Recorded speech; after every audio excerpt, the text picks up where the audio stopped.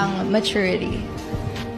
For me, maturity is realizing that loving someone is a sacrifice. Hindi siya puro kilig, hindi siya puro happiness lang.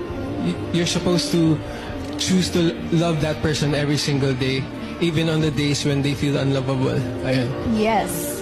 Ang next question ko ay, paano ba mag-unlove ng isang tao?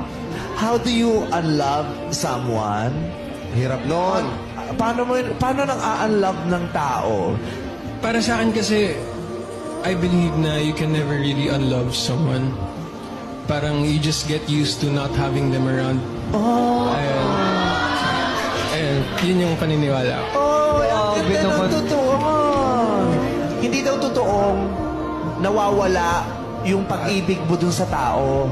Nasasanay ka na lang nang wala siya. Ano ang worst breakup line para sa'yo? Siguro para sa akin,